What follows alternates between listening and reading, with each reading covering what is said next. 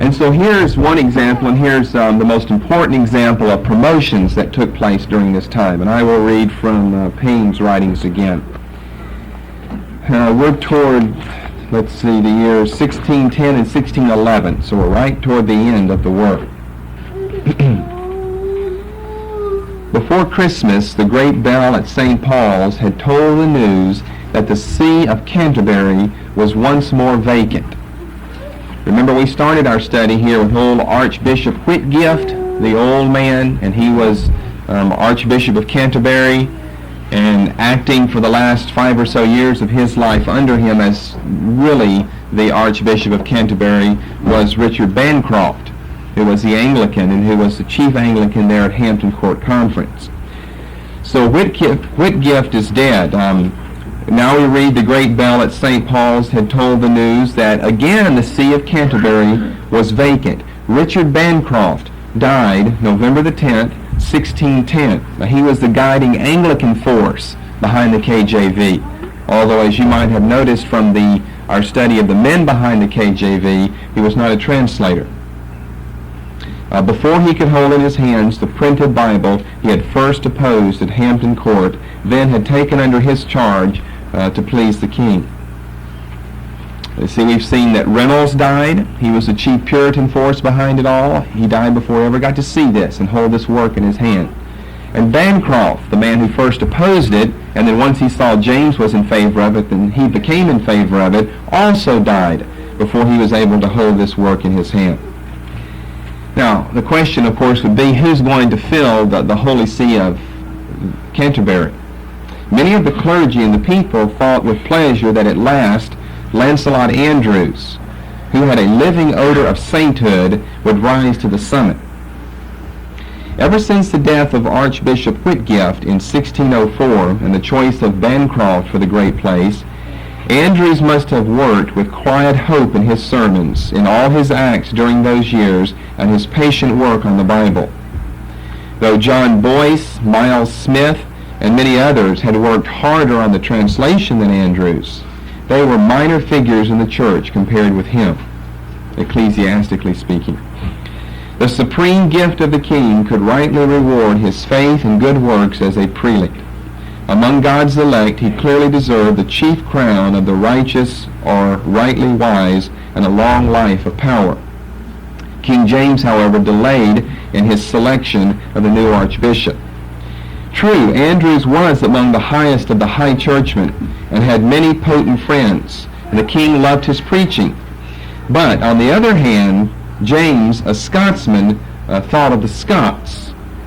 On October the 21st, 1610, Lancelot Andrewes, George Abbott, who was a translator on Oxford New Testament, Gospels, Acts, and Apocalypse, and 2 other bishops had consecrated in the chapel of a London house 3 bishops of Scotland, the first thus to receive holy sanction from the Church of England.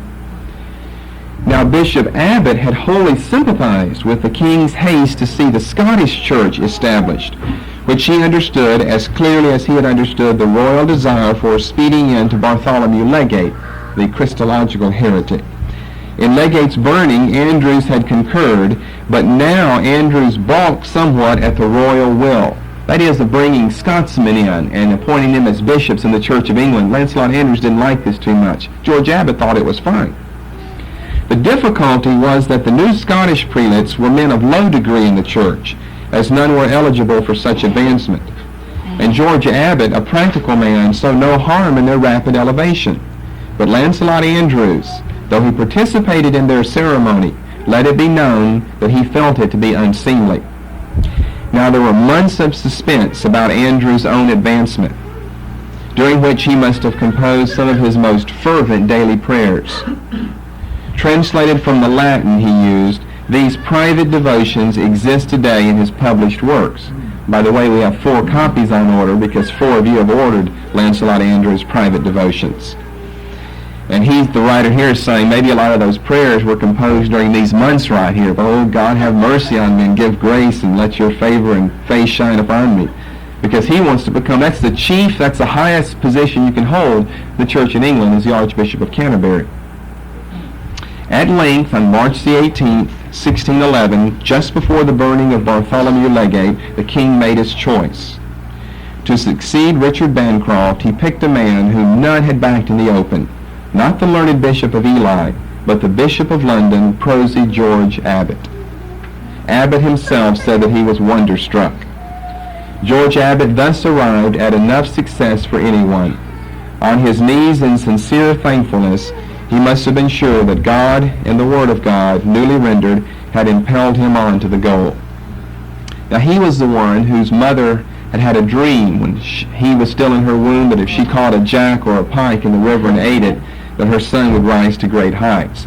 George Abbot was also the one, he worked on Oxford New Testament Committee, who in 1621 accidentally killed that gamekeeper, the game warden, while deer hunting. The arrow glanced off the tree and killed the man, and he fasted every year the rest of his life and supported that man's widow. His income from the church, speaking of Abbot now, made him one of the richest men in England, able to live in grandeur amid the music, the colors, and the forms which the best English talent contrived. So it was quite a letdown, I'm sure, to Lancelot Andrewes, and that was pretty much the end of Andrewes. He never climbs higher because there's nowhere to go. The only place for someone of a talent and the powerful allies and friends possessed by Andrewes would be to the Archbishopric of Canterbury. And that was denied him probably because of the fact he was opposed to these Scottish churchmen coming into the church. And James had come from Scotland. He was a Scot and not an Englishman. And he wanted to bring Scottish churchmen over. George Abbot, prosy, humble, common man that he was a low church man. Lancelot Andrewes was a high church man. And so he doesn't care who's in the church. It doesn't bother him one way or the other. So that probably tilts the balance in his favor in the mind of King James. Now, what was King James doing during all of this time, from 04 to 11, while the translating work was being done? Well, typically he was acting like a king. We discussed under the third interruption the king's travels, and he loved to just go here and there and everywhere. And so I'll read another little humorous excerpt about him, and then we'll be on our way this morning. While the scholars were busy with the Bible, their royal patron, James, was pursuing his usual interests. Twice a week at Whitehall there were cockfights, and in November of 1604 the king was much at Royston watching the lions tear the dogs to pieces. Royal visits were an expense hard to be borne by the countryside so honored by the king's presence. He would move in whenever he wanted to go to a place and visit it. He would move in and he would take over the territory. It's like when the president comes in. Just everything seems to shut down, and there are guards everywhere, and everyone has to bow to the presence of the president. And so if he brings this large entourage with him, then they are fed from the fields of the farmers all around. Of course, you can see how the common people would grow to resent this very soon.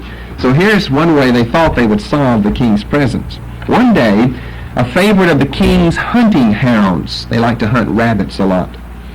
A favorite among the king's hunting hounds, Howler, that was the dog's name, was missing.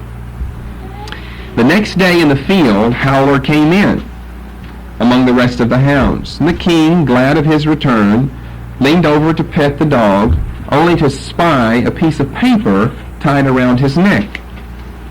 And on the paper he read, "Good Mr. Howler, we pray you will speak to your master the king, for he hears you every day, and doth not so hear us, that it will please his majesty to go away from us, to go back to London, for else the country will be undone. All our provision is spent already, and we are not able to entertain him any longer." So they wrote a note to the dog, said, "Go tell James to leave town." Unperturbed by this plain speaking from the local farmers who had to supply his retinue, King James stayed on for a fortnight. So he disregarded that note and continued on anyway. Now, that brings us in our next section of study to the guidelines imposed on all of the translators and all 6 of the groups, which were to steer them along the track of their translation efforts. Sometimes they are numbered as 14, but more often as 15, and that's the number we're going to give, 15. You could join a few of these together, but I stayed with the 15 number. Bishop Bancroft probably had a very significant role to play in drawing these up and or in helping to enforce them. He was not a translator, but he was kind of over the translators as one who drew these guidelines up. Some have suggested that perhaps James himself may have played some role in this as well, and that we really don't know. But in any way, 15 guidelines were given to each of the 6 groups, and they were all expected to conform to them. Now that shows the important role that Bancroft did play, although he dies here in the end of 1610, November of 1610. He's seen the work all the way through until its actual printing. And although he's not a translator, think what control you can have if you are the one who stipulates, who writes and enforces the 15 guidelines that will guide the men on how to go about translating this new Bible. So make sure you kind of note that in your mind, because we've missed Bancroft for many weeks now. We saw him as the chief important Anglican antagonist to the Puritan cause back at Hampton Court Conference. And it seems like people like Reynolds and Smith have just taken over the process. And these are men with Puritan leanings in them, and Reynolds a chief Puritan among them. But Bancroft is in the background. His hand can be seen in the work, not in any specific place really as translation. Well, I take that back. Later we will see a place, but he did not serve as a translator, but he was behind all of the translators with these guidelines. Now, the ones that are important are numbers 2 and 3, 5, 6, 7. Those will be the ones we spend the most time on. 2 is a very important one. 3, somewhat. And then 4, 5, 6 are 5, 6, 7 are very important. 5, 6, 7 are very important. Which I don't want to confuse myself, which would leave all the other numbers. I won't try to name which ones I didn't number. Leave all the other numbers as ones that are not that important. We won't, in other words, spend as much time on them. But as we start working our way through these guidelines, here you'll see my expertise in just the plain KJV, because I've read it so much, and this is a guideline to all of the strange idiosyncrasies of the spellings, of the punctuation, of the chapters and the titles and the divisions and the headings and just about everything. That, I spent so much time, especially in my earlier years, reading it. I didn't have any other books to read. I didn't know anything else to read. I just read the Bible over and over and over and over. And I got to be very familiar, and I didn't have to, whenever I start working on these notes for you guys, I didn't have to look a lot of these things up. I knew where we had seen inconsistencies from the spelling of the Old Testament prophet's name, and we'll get into this in the second point here, to the spelling of the self-same prophet's name in the New Testament, and why we had such inconsistencies. And I was one of those who counted up every verse in every chapter and then divided by the number of the chapters to find out the average number of verses per book. And I just did all of that. I always had a calculator around, just figuring. So this is one of the things that I really enjoy. Okay, number 1. Now I'm going to read them to you. Some of them are long, and you want to get them down. I'll give it to you in the way it was printed. These are the 15 official guidelines. And let me just say before going into that, the first one, that we'll only cover 1, 2, 3, or 4 of those this morning. At least through 2, 3, or 4, I should say. And that's all we'll be able to do this morning. Number 1, first guideline. The ordinary Bible read in church, commonly called the Bishop's Bible, to be followed and as little altered as the truth of the original will permit. The ordinary Bible read in church, commonly called the Bishop's Bible, to be followed and as little altered as the truth of the original will permit. One more time. The ordinary Bible read in church. They define which one they have reference to. Commonly called the Bishop's Bible. S apostrophe. To be followed and as little altered as the truth of the original will permit.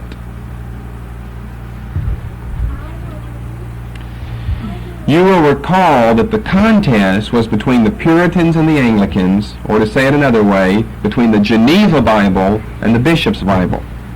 That was the original conflict that's been going on several decades now prior to the beginning of the work on the KJV.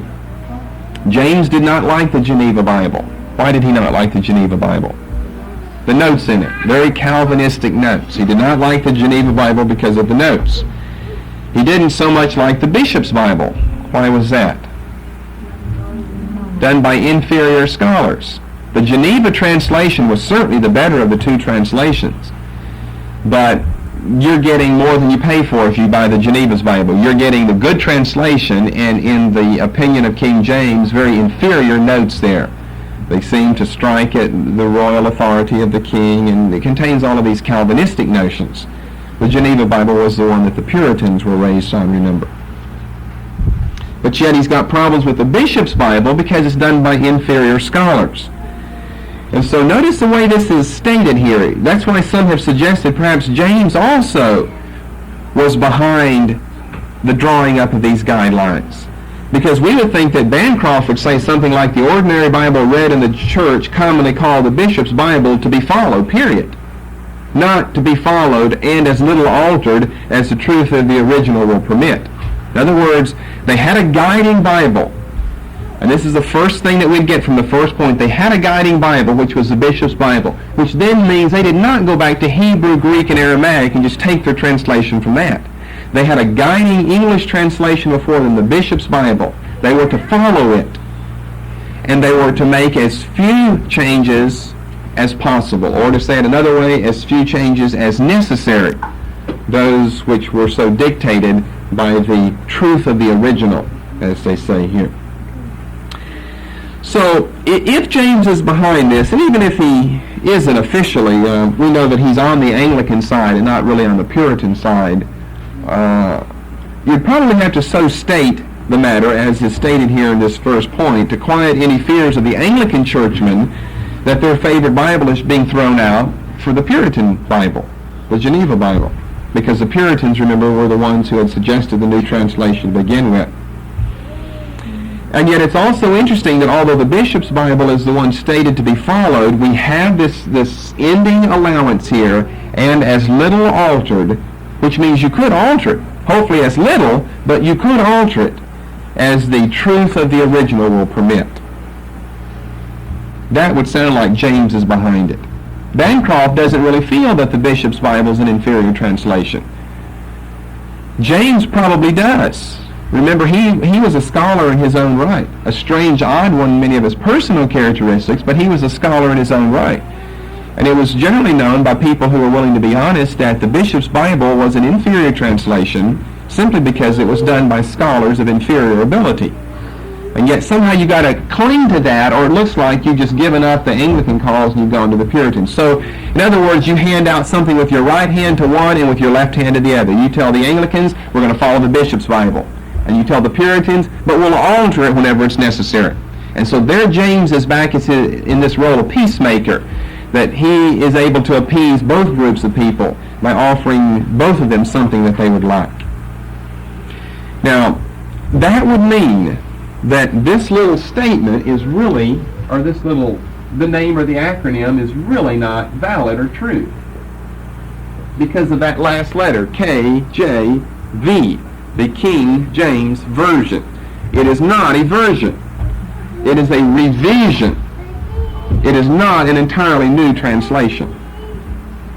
Now that point is little known among the people who use the King James Bible. But if you'll go back to Lit Tapes 109 and 110, you'll just need to do this on your own at home. Just brush through your notes there. Very easy study.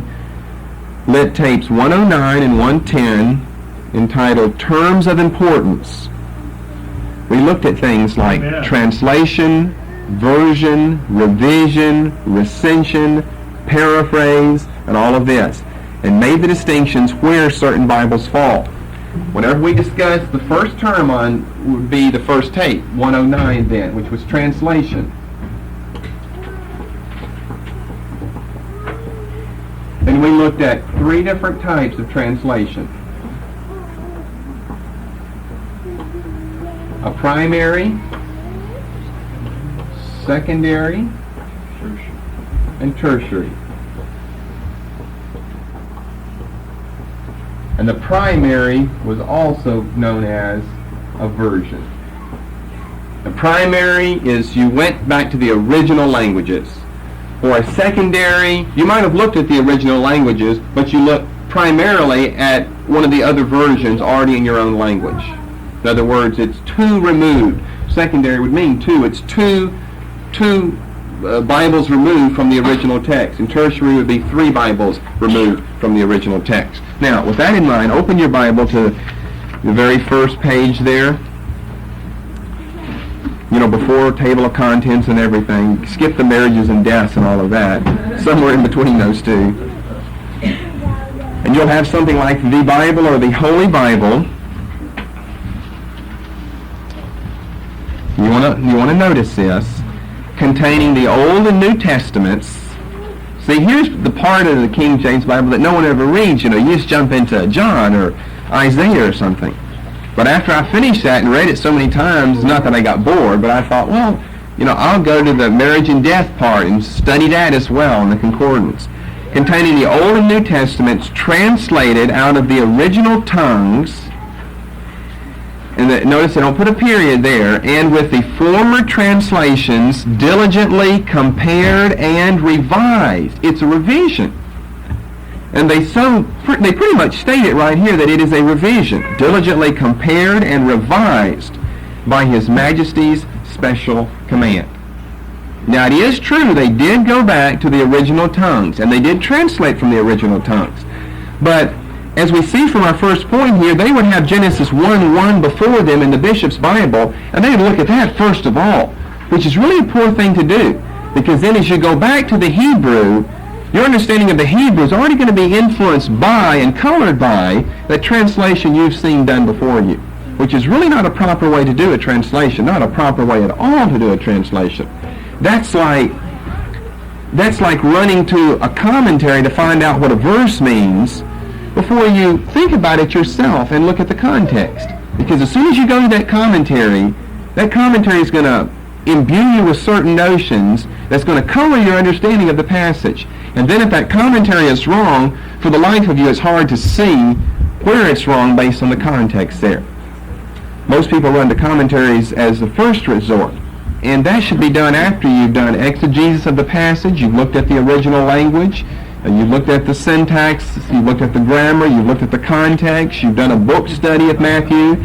Then you see what the commentators have to say about that, because they'll color your understanding if you don't. And hopefully most of the time color it rightly so, but that's not always true. And it's not always true in the translating of the Bible either. So, we have containing the Old and New Testaments translated out of the tongues, but with the former translations diligently compared and revised by His Majesty's special command. Now, would you think of a question to ask me on the basis of what we just read here, and the first point that I've just given you? What other translations? I thought I said the bishop's Bible was to be followed, and here it's plural. Very good. With the former translations, plural, diligently compared and revised by His Majesty's special command. That would seem to either contradict what I just said or add to what I just said. And it will be the latter of those.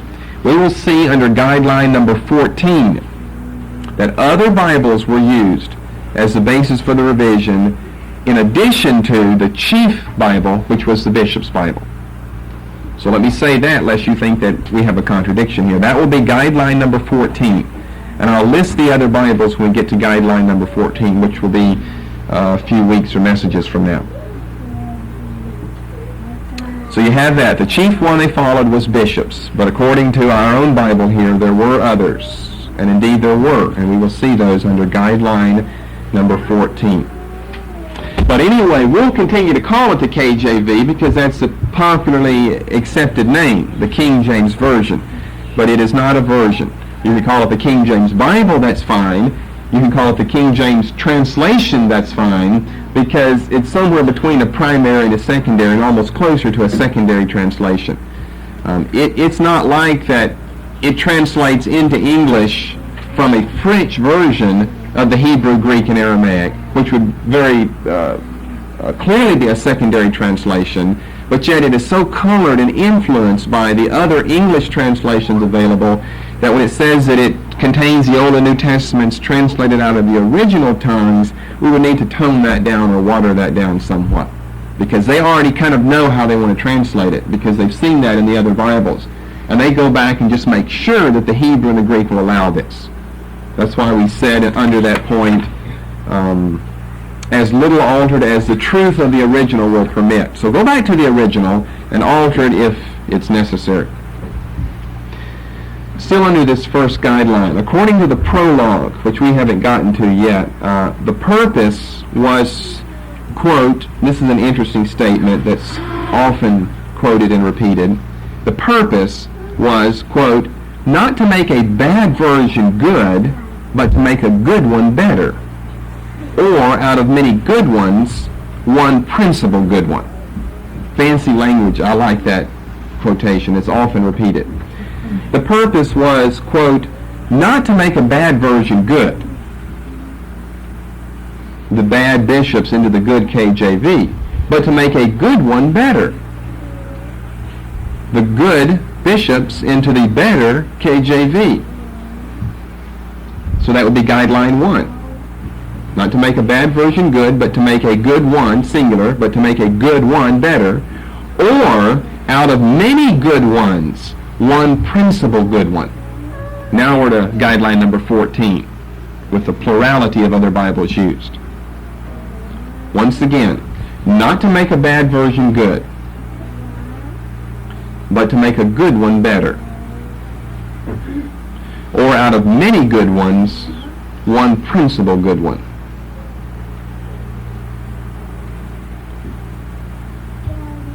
Or out of many good ones, one principal good one. So in essence, what that does then is it sums up guidelines numbers 1 and 14. With the good one and the many good ones.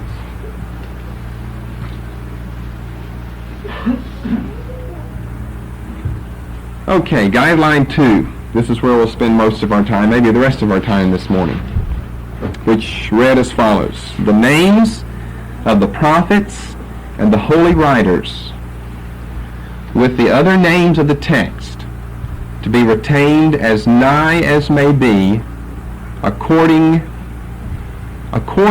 as they are vulgarly used. The names of the prophets and the holy writers, with the other names of the text, to be retained as nigh as may be, accordingly as they are vulgarly used.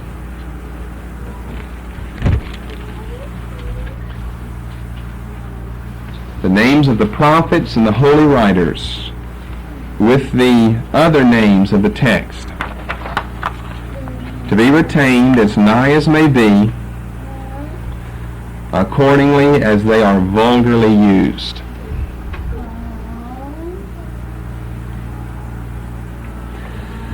So this guideline then concerns the names in Scripture, the proper names, the names of people, the names of places. And what a confusing mess the KJV has made of this. They stayed faithful to the guideline, but the guideline was a very poor guideline, as I hope I can demonstrate. This is a guideline that concerns the names. Now, I wanted to make 2 points about this guideline. The first one, just very quickly, because of some things we studied earlier in biblical literature, and the second one we'll spend more time on. Notice in the sentence you have down before you, they almost make a distinction between the prophets and the holy writers of Scripture. And what we've seen before is that, for the most part, the holy writers of Scripture were prophets and apostles. Amen. So they make a distinction there. We looked at that earlier in, Canonicity, I guess. We looked at that in Canonicity. That the writers were prophets. Holy writers were prophets and or apostles. So they seem to make a distinction there. The second point that I want to make is that they want the names to be retained not as close to Hebrew and Greek as possible, but as close to what the people were accustomed to as possible. And here's where we're going to look at a lot of stuff in the overhead.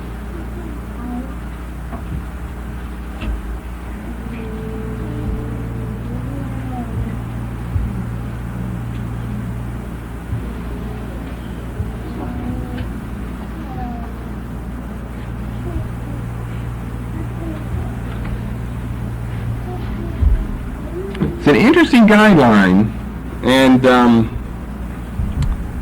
I don't fault the guideline per se. Something might could be done about it. Something could be done to improve it, but certainly the way they went about carrying it out and fulfilling it, I don't think is very good.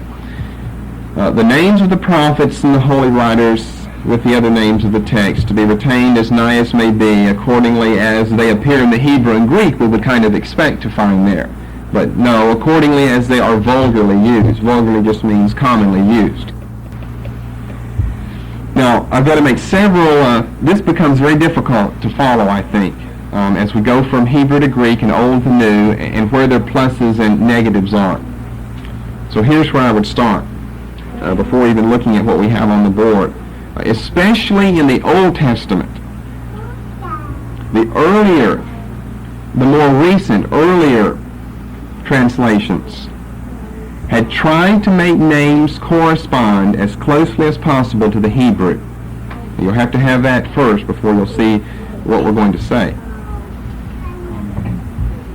The most recent, earlier translations for the Old Testament, especially in the Old, had tried to make names, proper names, correspond as closely as possible to the Hebrew.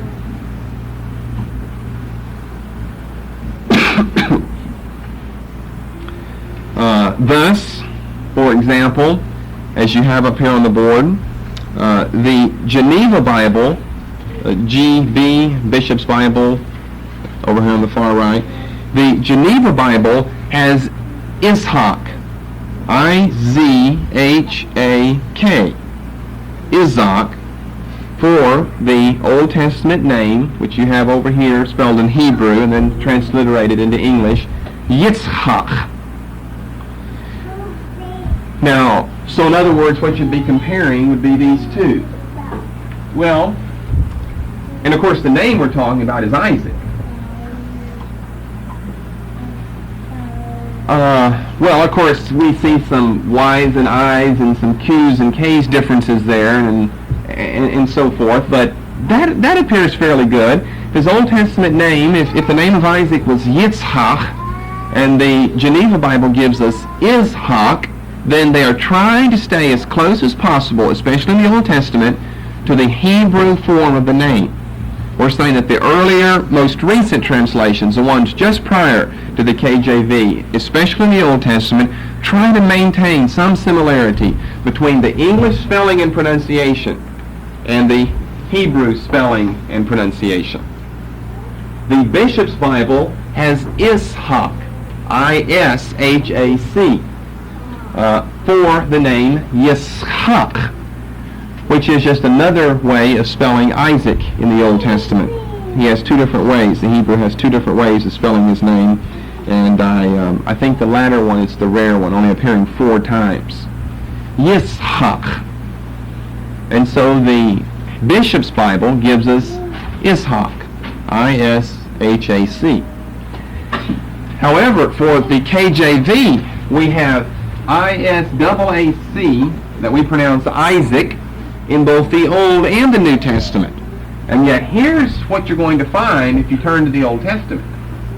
There's the Hebrew spelling. There's what you find. Or you can have it in English here. Now again, there are some similarities between the two, but these appear much better to me as far as I'm concerned than to grab out of the bag something like Isaac, to have something like Ishak or Yitzhak. Now, of course, if you say, well, why don't they just stay with this? Well, remember we're dealing with a Bible written for a Western man of a non-Semitic tongue who is not accustomed to these gutturals like Yitzhak. He's not accustomed to things like that. We don't use gutturals like that in English, a hak, where you got a double guttural there, as you see here with these last two consonants. You have Yitzhak. We're not accustomed to that, so you rule that out by just calling him Ishak or Isaac. However, the Greek spelling of Isaac's name is right here, which would transliterate I-S-A-A-K. Now I'm seeing some similarities. It's a short I, so it's not Isaac, it's Isaac, and it's not Isaac, but it's an ak, Isaac. And the accent is over here, Isaac, in the Greek, and in the English, Isaac. We shift the accent to the first syllable, we lengthen the I from a short to a long I, and we change the pronunciation of these A's here. From ak to ak, Isaac, or Isaac. Now, Isaac, is he an Old or New Testament character? He's an Old Testament character. So what in the world are we doing using his Greek New Testament name? I mean, that's the Greek New Testament name. Because the Greek doesn't have letters like this. It's got to do something. And so it's going to change it around, and it changes it around to this. And we have this, and we could pronounce this in English. We have all these letters in English, so why don't we just call it that? Well, back sometime in history, and no one even knows when or why or where all these things took place, we cease calling him Yitzhak. We cease with the use of the short I, like Ishak and Ishak. We go to a long I, we change the pronunciation of the double A in the Greek, and we shift the accent from the second to the first syllable. And here's where we're going to start finding all of our problems as far as proper names are concerned in the KJV. You've got his name Isaac, of course, throughout the Old Testament. This form right here, S instead of Z, Yitzhak, you only find 4 times in the Old Testament. But you'll find this form, of course, over in the New. Like in Hebrews chapter 11 and verse 20, by faith Isaac blessed Jacob and Esau concerning things to come. Hebrews chapter 11, verse 20. So what we're saying is that here the KJV is making a break from the earlier translations most recently done in English, such as Bishop's in Geneva. In the Old Testament especially, they are trying to stay faithful to the Hebrew. The KJV tries to stay faithful to the way people are accustomed to pronouncing the name and seeing the name spelled as well. And with people being more accustomed to their New Testament than to their Old, they're more familiar with this than with something like this.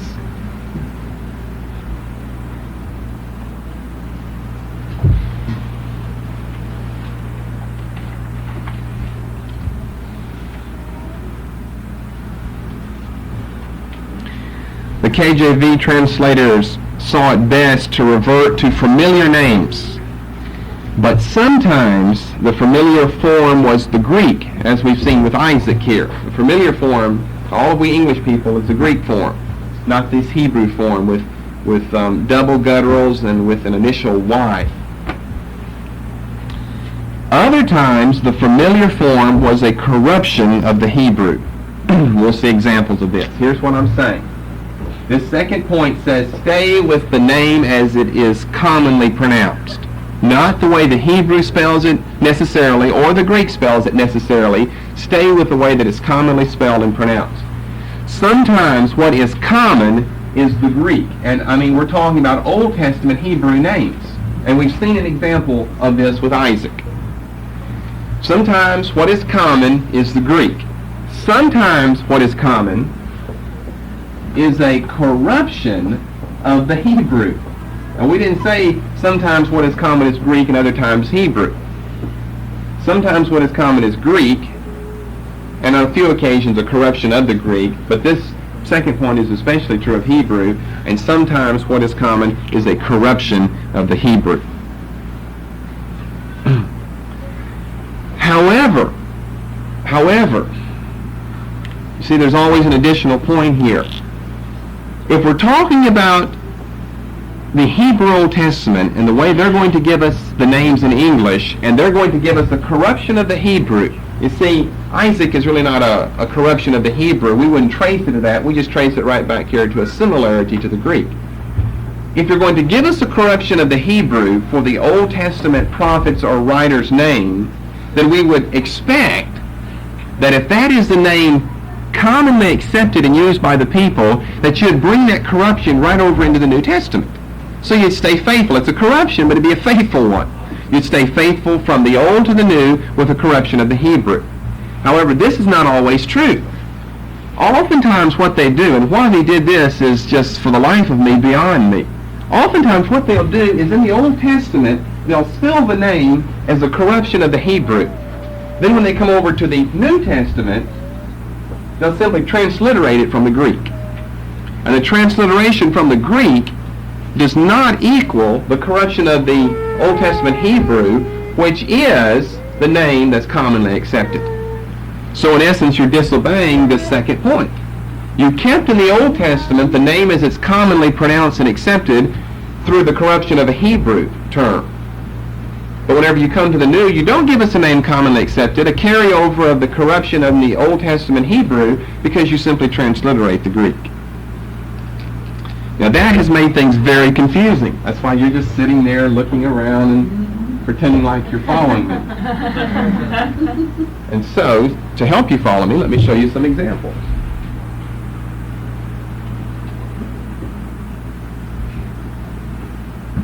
Now these are the things that I used to sit around and play with all the time. I didn't have to look up where these verses and these names were. I knew exactly where these strange, unbiblical figures were. In other words, you're reading along there, you know, like in Romans 9, and you come across this name, and Paul said, so said the prophet such and such, and I never read him anywhere in the Old Testament. And what they've done is they've given us a transliteration of the Greek, but yet we're not accustomed to that prophet's name in the Greek. And we're not accustomed to it in the Hebrew either. We're accustomed to it in a corrupt form of the Hebrew. And they just throw us for a loop in the New Testament. So example number 1. Korah.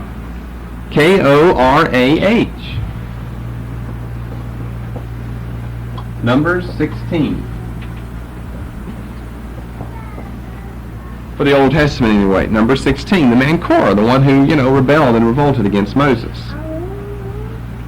Well, here you see his name, Korach. Q-O-R-A-C-H. There's his Hebrew name. Korach.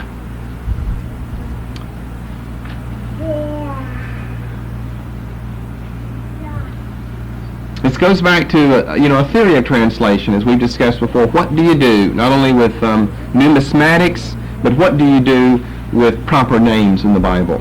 Since for the most part, for the life of us, we English-speaking people don't know Hebrew and Greek, especially Hebrew. And we just don't know the original names of all of these Old Testament cities and all of these Old Testament characters. We don't know this man. If you heard his name Korah, you probably wouldn't know who it was. However, they are fairly close though. But we don't like to start words with Q. What's the name with Q? Quentin, I guess. We don't like to start proper names with a Q. We like to start them with K's and C's. So we have a K there. And we don't like this guttural right here. We don't like that. So we just drop the and just end up with the H. Or we could just drop the H because it's silent. And we have Korah. And of course, again, the Hebrew always going to accent the last syllable. Because Hebrew is written from this way, again, we're accenting the first syllable. Hebrew is written right to left, so those errors should be reversed in your mind. And we like to accent the first syllable. Korah, not Korah, but Korah. But his Old Testament name is Korach. Now, when we come over to the New Testament, if you'll turn with me to the book of Jude. Now, if you're just familiar enough with the Bible, you probably already worked your way through most of this. But most people aren't, and they stumble over these names. We have daily readings whenever we pray with some of the people who show up down in my study weekdays. And here a few days ago, we had one of our people down there miss one of the names as one of those strange ones. Now, is this Isaiah or Elijah or Elisha? Or which one of the E's is this? Or is this Enoch here?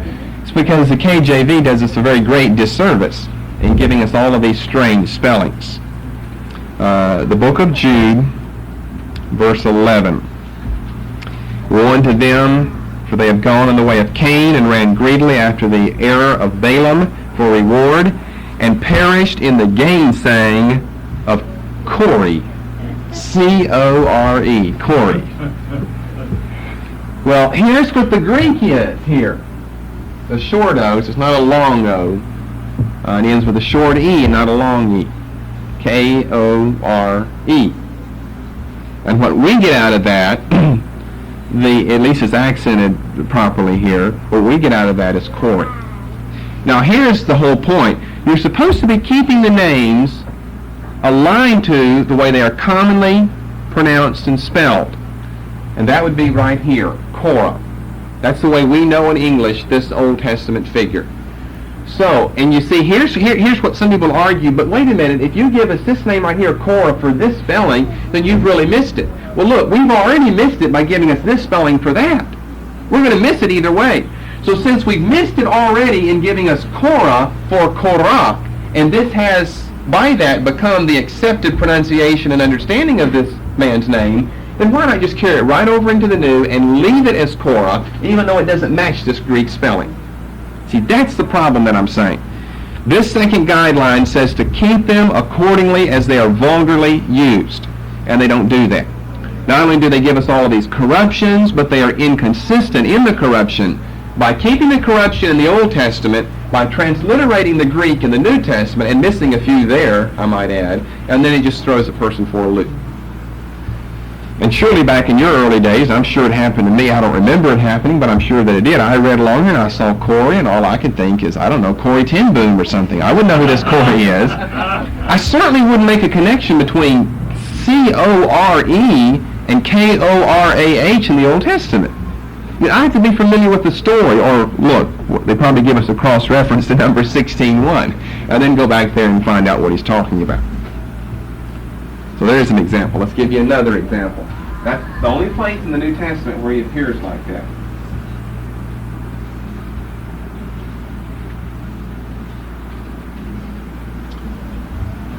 Here's a very confusing one for many different reasons.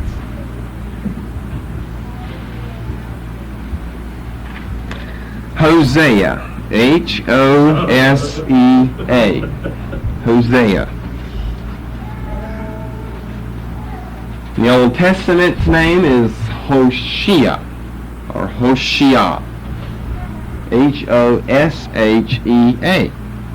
Hoshea. Now let's stay with the Old before we get over there to the New, and I'll give you some references here. In Numbers 13, if you'll follow me to Numbers 13, verse 8, and then it's double. We have this. Of the tribe of Ephraim, Hoshea, the son of Nun. We have Hoshea. The man we're talking about is this. Or the name that we're talking about. What we have in Numbers 13 and verse 8 is Hoshea. Now who is Hoshea in this passage? Joshua.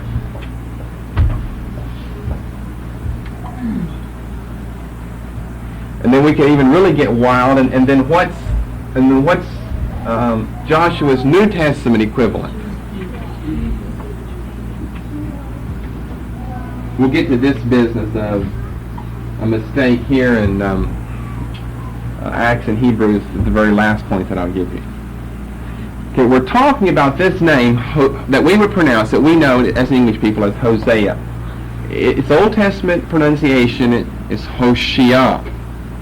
However, here in the KJV, in verse 8 and in verse 16, we have Oshia. The H has been dropped. You'll probably have the H included in the NIV, which is really what the Hebrew has. Not an O, but an H-O. Right here, H-O-S-H-E-A, Hoshea. And then we even, if we want to throw in another curve, we have the end of verse 16, Jehoshua. So we have to even put a step in here for another curve. See how all these names become very conflicting and very confusing. Now, this name, Hoshea, appears several times in the Old Testament. Just like that. It appears several times in the KJV. Everywhere it appears, it's going to appear in the Hebrew because that's the way that it's spelled. The prophet's name, Hosea, who wrote the book Hosea, is the same as this. It's the same as what you have, the exact same spelling in the Hebrew as what you have here in Numbers 13 and verse 8 as Hoshea. Not the O, but the Hoshea. It's the same name. And yet, why are we going to call this, and the other times where this name appears, Hoshea, to give you the English pronunciation, and yet we don't know the prophet by that name. We know him by the name Hosea. Well, that's because of this problem right here. You know, there's a difference between that and that. One is an S and one is an SH. So somewhere along the line, someone has become confused over whether the dot on the right-hand side is SH or S. They thought it was S. They dropped the H, Hoshea, to Hosea, and then changed the pronunciation around to Hosea. So you shouldn't have all of this business. Now Joshua is a different name, though. That is a different name. We're even told here Moses called Oshea, the son of Nun, Jehoshua. So he's renamed like Abraham is renamed. So those are two different names there. What we're talking about is H minus H, that business in this term. Then, whenever you turn over to the New Testament, then you have the name Osea. O-S, long E, short E, which is over here. Osea. And this is the one found in Romans 9 that I mentioned earlier. Now, I vaguely remember coming across this for the first time and not exactly knowing what to do with it until you do the cross-reference and you find out what he's talking about. O-S-E-E, but this E is a long E, so it's pronounced like an A. O-say, long A, E, short E. O-say-e, with the accent there. All right, then what do they give us here? As he saith also in the O-C. And look at that name, O-S-E-E, and look at all the marks over and around that name. Romans 9:25. As he saith also in the O-C. Well, here we're back to our problems of a lack of uniformity. This is how we know the name Hosea. Yes, it's a corruption of the Old Testament. Who cares? That's the way we know it. Let's call him Hosea in the Old Testament. When we come to the New, let's don't then transliterate the Greek, because we're ending up with two different prophets then. Three if you want to count the H in here. And then if you want to add all of this, well, and the O, well, just forget it. We need to stay consistent somewhere along the line here. This is a big problem, lack of consistency. These guidelines were given so that things would run smoothly and they would stay consistent accordingly as they are vulgarly used. And yet, you see, what I think happened is when they got over to the New Testament and they saw the Greek spelling of this, they just couldn't justify spelling it like this in the New Testament. They thought, well, that's not being faithful to the Greek spelling. Forgetting this isn't faithful to the Hebrew spelling either. So if you're not going to be faithful in one place, don't be faithful in the other. And be faithfully inconsistent or unfaithfully consistent, however you want to look at it. And don't give us O-C. We'll think we're talking about a new prophet that maybe is in the Quran, it comes out of Mohammedism or something. O-C. So he's only found once that way. Romans 9:25. Then to give you a third example. This was even a little more difficult.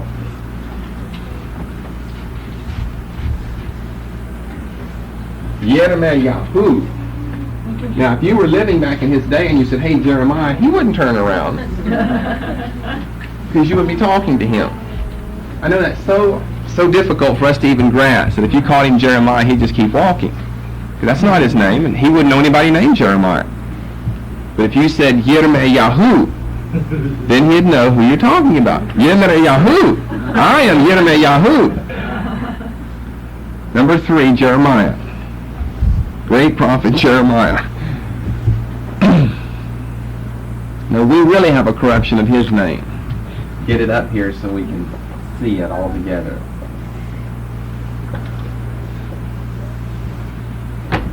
Yirmiyahu.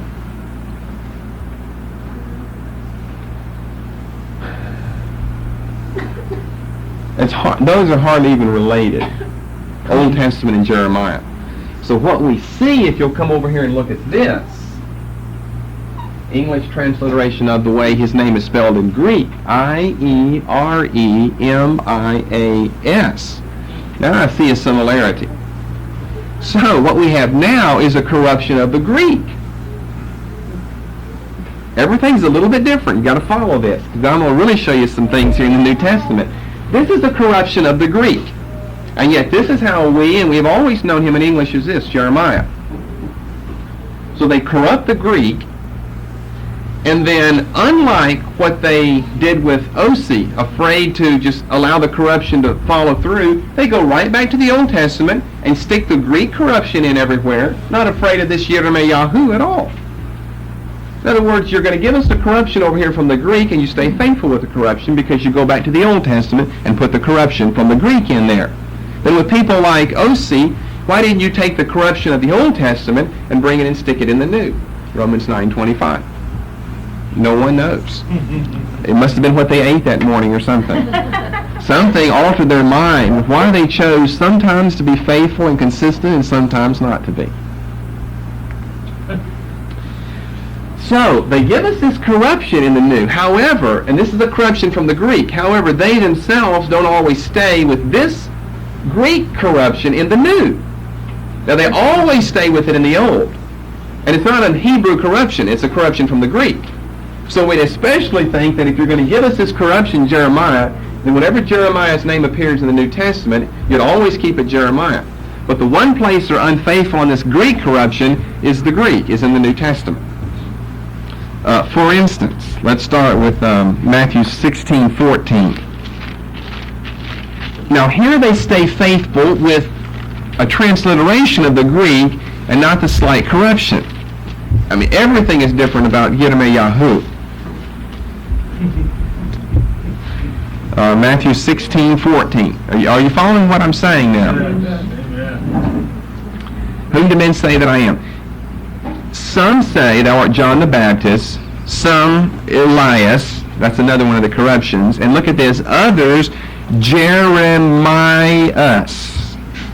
Now that's very good. Jeremias. That's the only difference there. That's very good. You stayed right with the Greek. Of course, he's not a New Testament prophet. He's an Old Testament one. So it'd be better to call him by his Hebrew name. But so you're going to give us not even a corruption of the Greek, just pretty much a transliteration, with the exception of the first letter. This is the way it's spelled in Greek. This is the way it appears right here in Matthew 16 and verse 14. So all you do is transliterate it. Well, that's halfway decent. But then look earlier in Matthew chapter 2 and verse 17. And why did you do this to us then? Then was fulfilled that which was spoken by Jeremy the prophet. Now why are you going to call him Jeremy back there?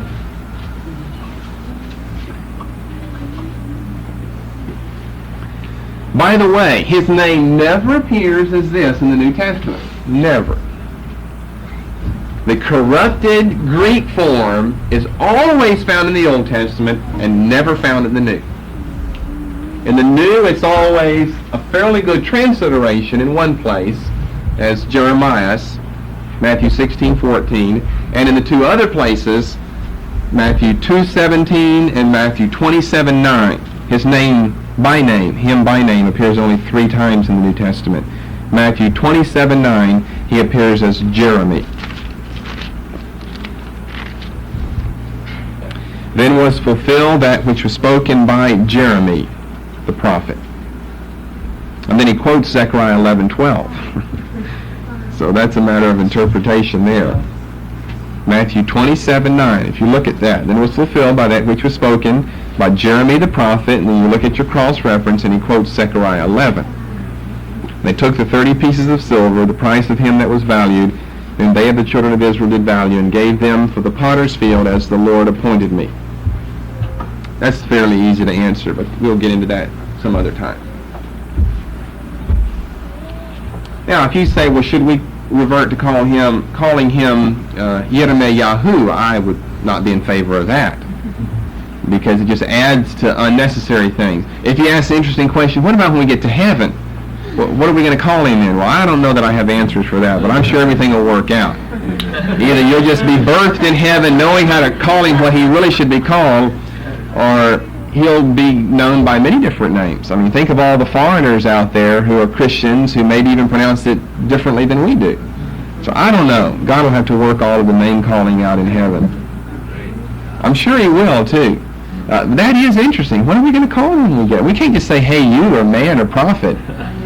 We'll be able to talk to him, call him something.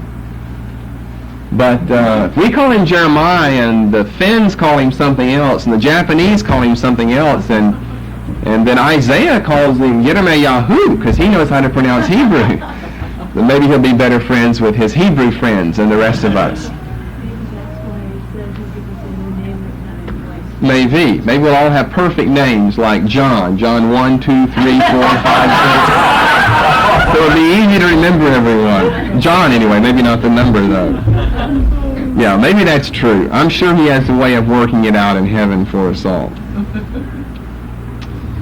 You want a new name, don't you? You don't like your old earthly carnal name.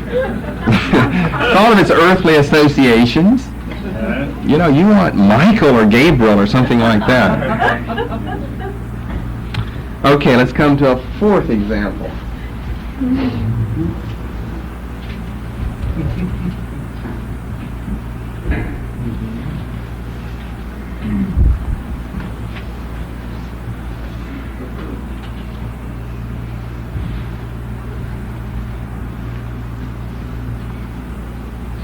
Four, 5, and 6 go together. That's why I have these 3 together. If you're wondering why I'm doing them in a certain order.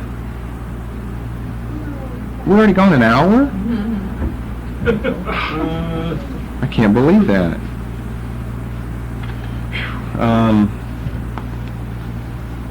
Now you can tell I got name happy this morning. Okay, Isaiah. Yeshayahu, similar to Jeremiah's name. That's why I said that Isaiah could call him the right name, because they have very similar names. Yirmeyahu, Yeshayahu. And yet Jeremiah and Isaiah don't sound alike at all. Jeremiah, Isaiah. And yet we have Yirmeyahu and Yeshayahu. And then over in the New Testament, we have Esaias. E-S-A-I-A-S.